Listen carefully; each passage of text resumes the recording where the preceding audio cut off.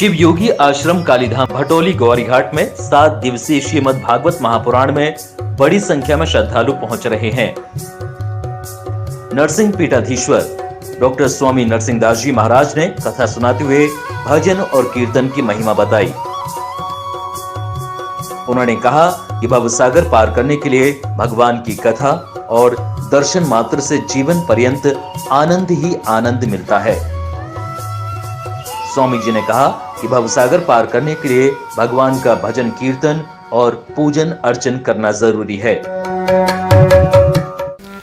हम कितने भी पुरुषार्थ कर लें, पुरुषार्थ करने की एक सीमा है और एक सीमा के बाद व्यक्ति का पुरुषार्थ समाप्त हो जाता है। और जहाँ व्यक्ति का पुरुषार्थ समाप्त होता है फिर उसके सामने सिर्फ और सिर्फ भगवान की कृपा ही शेष रहती है, भगवान की कृपा ही शेष बचती है। इसलिए व्यक्ति को जब समय मिले, जब अवसर मिले तब भजन करना चाहिए, भगवान का भजन करना चाहिए। और इसीलिए श्रीमद् भागवत में बार बार उद्घोष किया गया, सदा सेव्या सदा सेव्या श्रीमद् भागवते कथा। श्रीमद् भागवत के महात्मा, उत्तर महात्मा में कथा आती है कि भगवान द्वारिकाधीश जिन 16,108 पटरानियों के साथ ब्याह किया, जिन्हें अपनी सहधर्मिणी बनाया, जिनके साथ भगवान रहे, जब मथुरा में विराजे तो भगवान के जाने का उनके मन में अत्यंत विरह थी, वेदना थी। और इतनी विरह वेदना थी कि उस विरह वेदना से सभी बहुत बेचैन थे। भगवान के श्री द्वारिकाधीश की 16,108 पटरानियों में एक का नाम है भगवती कालिंदी। तो सब तो दुखी रहती थीं, परंतु भगवती कालिंदी यमुना जी प्रसन्न रहते थे। सभी से पटरानियां मिल करके यमुना जी के पास गईं, उनके चरणों में निवेदन किया और पूछा कि आप प्रसन्न हैं? आपके प्रसन्न होने का कारण क्या है? हम सब तो भगवान की विरह वेदना से व्यथित हैं, दुखी हैं। यमुना जी ने कहा कि यह विरह, आपकी जो विरह वेदना है तब तक नहीं मिटेगी जब तक आप भगवान की पावन कथा श्रवण नहीं करेंगे। तेरे चरण कमलों में श्याम लिपट जाऊं रज बन के, तेरे चरण कमल में श्याम लिपट जाऊं रज बन के, रज बन के हो बिरज बन के, रज बन के हो बिरज बन के, तेरे चरण कमल में श्याम लिपट जाऊं रज बन। शिव योगी आश्रम भटोली में हो रहे संत समागम में शामिल हुए बाबा कल्याण दास जी ने कहा कि दूसरों के गुण दोष देखने से अच्छा दरिद्र नारायण की सेवा करना है। सभी को वैदिक ग्रंथों का अध्ययन करना चाहिए। नर्मदा जी के इस पावन तट पर बसी हुई जाबालीपुरम के इस दिव्य पवित्र भूमि में आप सब बड़े भाग्यवान हैं। यहाँ श्रीमद् भागवत की कथा श्रवण करने के लिए एकत्रित हुए हैं। हमारे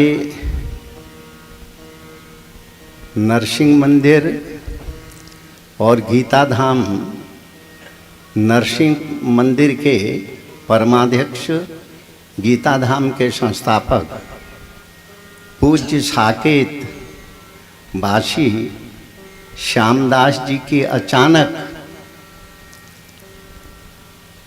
हम लोगों के बीच से तिरोहित होना, यह सब बड़े दुख की बात थी। उनका अभाव हम लोगों को हमेशा याद रहेगा, खटकता रहेगा।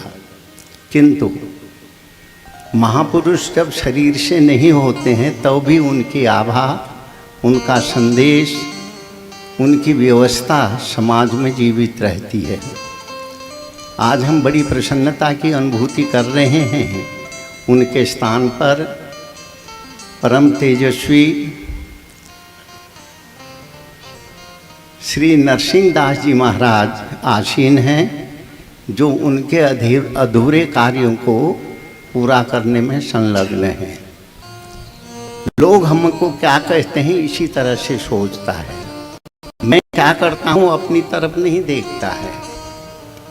लोग मेरे को क्या कह रहे हैं यह सोचता है। त्यज लोक धर्मान, तुम्हें दुनिया कुछ भी कहे वह तो कहती ही रहेगी। तुम क्या कर रहे हो यह जीवन में सबसे अधिक महत्वपूर्ण है। सेवस्य साधु पुरुषान जय तृष्णाम, महापुरुषों का सेवन करें, महापुरुषों का सत्संग करें। जही काम तृष्णान, कामना से नहीं, महापुरुषों का सेवन करना चाहिए। यह शिक्षा जो है गोकर्ण आत्मदेव को देते हैं। इसी बात कहते हैं अन्यास दोष गुणचन तनमास मुक्ता। किसी के दोषों को मत देखो और किसी के गुण को भी मत देखो। अगर किसी के दोष को देखोगे तो वो बुराई तुम्हारे अंदर में आएगी। अगर किसी के गुणों को देखोगे तो तुम्हारे मन में उसके प्रति ईर्ष्या उत्पन्न होगी। संसार में सब ऐसा ही देखा गया है।